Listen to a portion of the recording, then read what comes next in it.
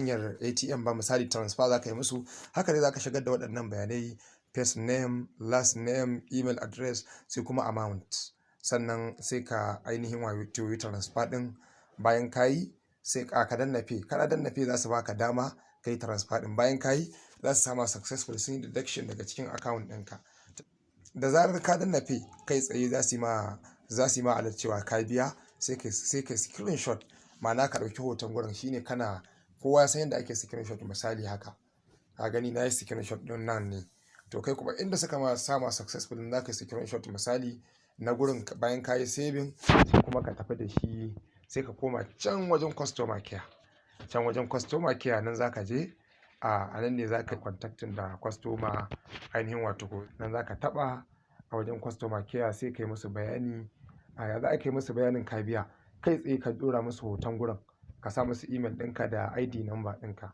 Kana sa musu Gmail ɗinka da ID number ɗinka, za su baka wani guri, wani column wanda za ka yi uploading ɗin hoton da kai screenshot. Kana yi za su yi approving, su karɓa, su ce ma sun karɓa, za su sauke ma kuɗin. Kai tsaye za ka ga kuɗin da suka yi deduction sun sauka akan wallet ɗinka na cikin application ɗin. Sai ka koma can ka zaɓo abin da za ka siya, misali hannun jarin da za ka siya, ka danna buy a kai. Kana dannawa za ka siya, misali a kaddara za ka siyi misali iShare ne mai naira 2,500. Kana danna buy ɗin na wannan jan rubutu da aka rubuta ne alamar naira 2,500, za su nuna ma successful ka siya. kuma za ka ga wannan kuɗi da ka sa, idan iya 2,500 ka sa za ka ga babu su. In sun haura za ka ga sun ɗauki iya 100,200 sun bi ma canjin ka. Idan kuma ka siyi misali brown swiss ne, kana ɗauka kana taɓawa kan naira 8,500, shi ma za su ɗauka. In iya 8,500 ka sa za su ɗauka, su sama successful. Idan kuma abin da ka sa ainihin wato ya haura haka, za su ɗauki iya 8,500 su ban ma canjin ka. To daga nan gurin, kowane bayan awa ɗaya kana iya ganin ribar ka a nan ƙasa, nan inda aka rubuta harvest ɗin nan gurin. Kana duba harvest ɗin nan ne za ka ga abin da kake samu daga sama gashi. Misali a awa ɗaya, misali abin da za ka iya samu gashi nan.